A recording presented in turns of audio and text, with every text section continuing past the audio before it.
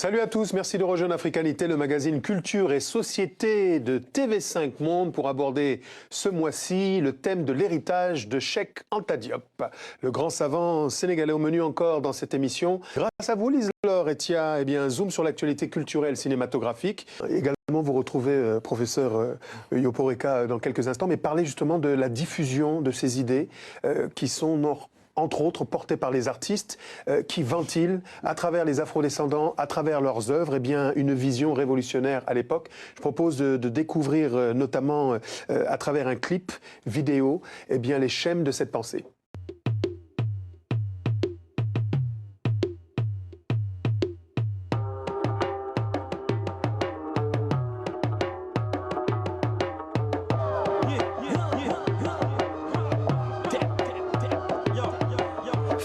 D'un long cauchemar du continent noir qui attend que l'Occident vienne lui raconter son histoire. Je rêve d'un quotidien rempli de sagesse et de savoir. Si ce trône de la puissance sera assis un homme noir. Je suis vêtu d'un corps de science initié dans ce laboratoire. Car du carbone 14 j'ai trouvé la formule du crack que j'amorce. Cette puissance qui me donne l'énergie divine qui est ma force. Regarde maintenant je marche sur les flots sans aucune entorse. Tu verras mes deux têtes de noir gravées sur le drapeau de la Corse. Je n'ai pas encore atteint le degré d'un initié pharaonique. Pour l'instant je suis occupé par les États fédéraux d'Afrique. Mon emploi du temps est chargé car j'écris beaucoup de chroniques. Pour que demain nous puissions nous doter de la bombe atomique.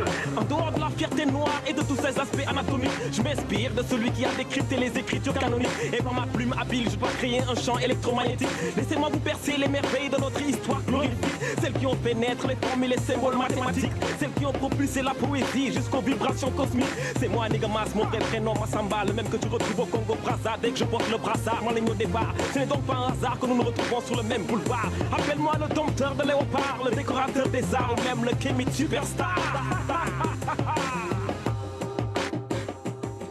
C'est le clip L'Enfant du Nil, lui s'appelle Negamas, originaire du Sénégal, un enfant de la Teranga qui fait partie intégrante de cette génération chef de file qui diffuse à travers leurs œuvres et la pensée puissante de Cheikh Anta Diop. Merci d'être avec nous Negamas. Merci de m'avoir invité sur le plateau riche. Soyez le bienvenu. Alors vous pouvez bien sûr revoir cette émission à satiété sur notre site internet tv5monde.com et réagir abondamment sur les réseaux sociaux. Théophile Obenga, cette jeunesse ne vous laisse pas indifférent puisque vous avez lancé un appel pour un contrat social africain. Ces artistes sont dépositaires de ce message de l'unité culturelle africaine que vous avez professé aux côtés du professeur Cheikh Anta Diop. On va essayer, mes camarades et moi, de donner quelques exemples parce que parfois, on a l'impression que c'est trop compliqué à comprendre. En fait, ce que vous dites, c'est que partout en Afrique, depuis des millénaires, on parle les mêmes langues en général, on cultive les mêmes coutumes, les mêmes rites. Et par exemple, vous dites que les Dogons du Mali, par exemple, les Fangbeti du Cameroun et du Gabon, descendent directement d'une lignée des Égyptiens anciens.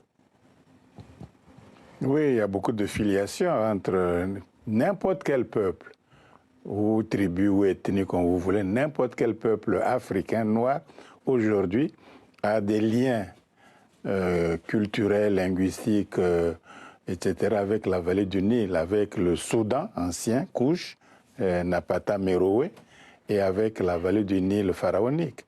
On a des liens. Les peuples sémites. Les peuples sémites sont rentrés dans la vallée du Nil, chassés par la famine et le désert, et ils sont rentrés enchaînés. On voit bien les figurines que le Cheikh Anta Diop l'a bien montré.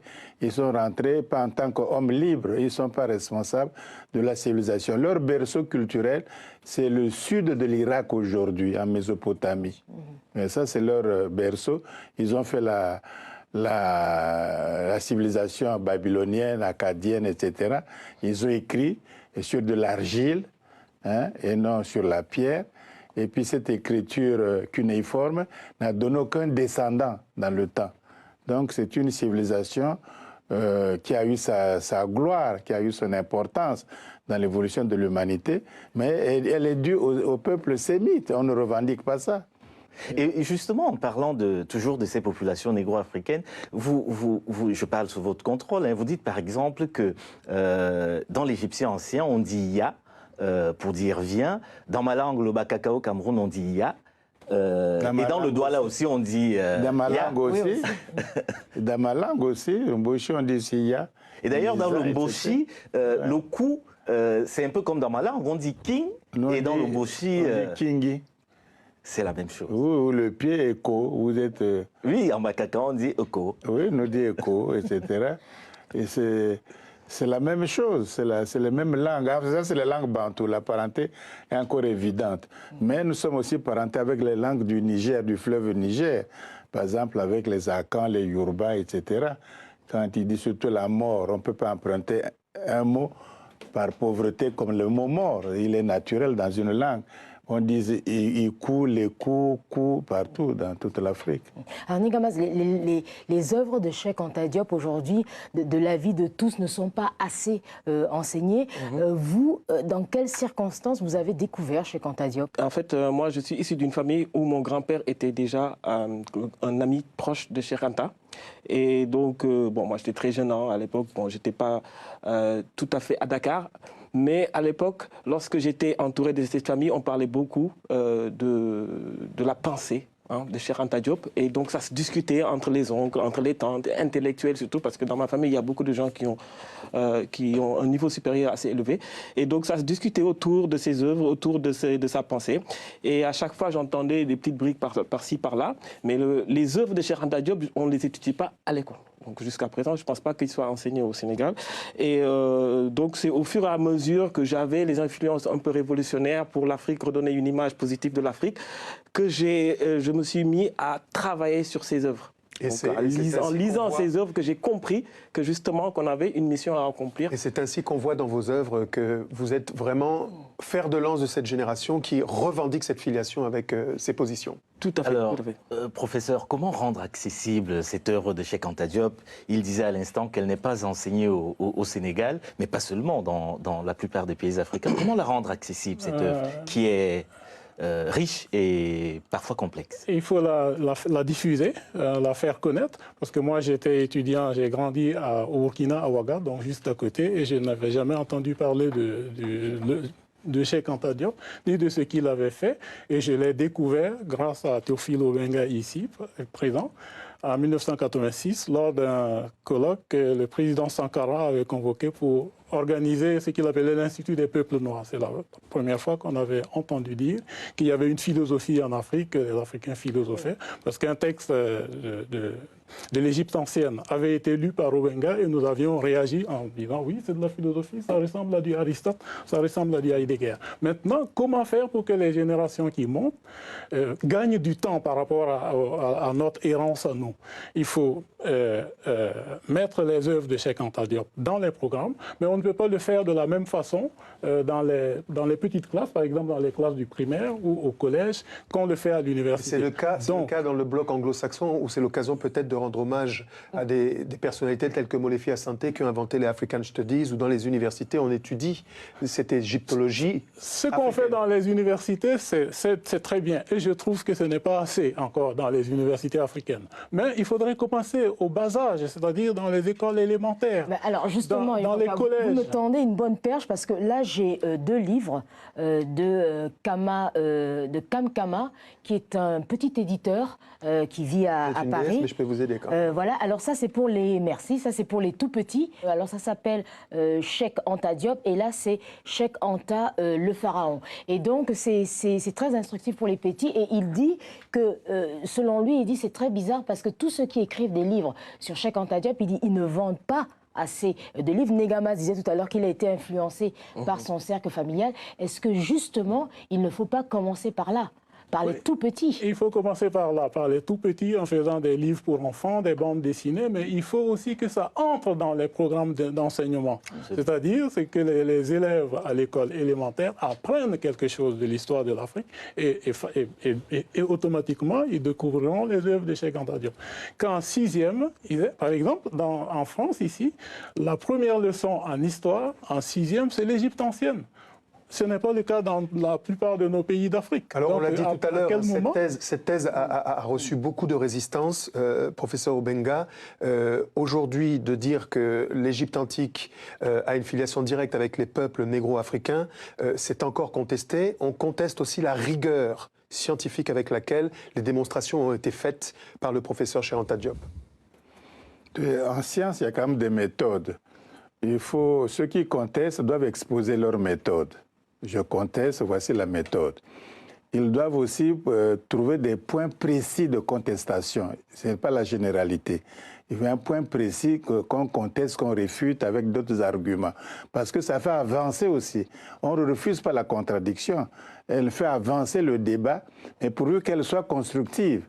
Or, jusqu'ici, on fait plutôt de l'idéologie, c'est-à-dire que nous sommes les meilleurs, on vous a colonisé et vous n'avez rien à dire parce que vous êtes encore illettrés, primitifs, sauvages et pas civilisés en voie de développement, des gens qu'on aide encore dans les sous-aides, etc.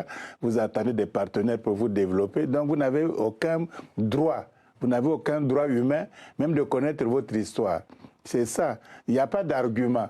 Il n'y a pas un seul savant, en son âme et conscience et en toute objectivité scientifique, qui peut apporter des arguments disant que les Égyptiens anciens étaient un peuple, disons, indo-européen ou européen, que la langue égyptienne est une langue indo-européenne ou sémitique, que leur civilisation, dans son essence même, est une civilisation non négro-africaine. Personne ne peut le dire.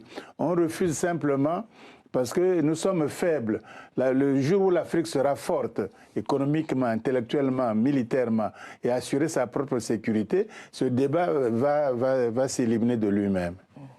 Alors, Niga, vous nous avez dit avec beaucoup d'enthousiasme tout à l'heure combien cet héritage de Cheikh Anta Diop est important. Vous serez au New Morning le 1er juillet prochain en concert. Oui. Est-ce que vous rencontrez, vous, des problèmes de censure par rapport à tout ce que vous faites, notamment au Sénégal aujourd'hui? Ça arrive, c'est quotidien, mais on essaie d'avoir une autre méthode pour essayer de contourner justement ces blocages-là, parce qu'à un moment donné, il y a malheureusement, ça existe aussi en Afrique qu'ici en Europe, qu'à un certain moment, lorsqu'on commence à toucher des points sensibles, on est tout de suite mis de côté parce que tout simplement le message peut justement influencer à la jeunesse à avoir une conscience. Et il y a des lobbies qui sont ici et d'ailleurs, qui empêche justement à l'éveil des consciences, d'où justement le professeur Cheikh Anta Diop qui a été empêché d'enseigner au Sénégal.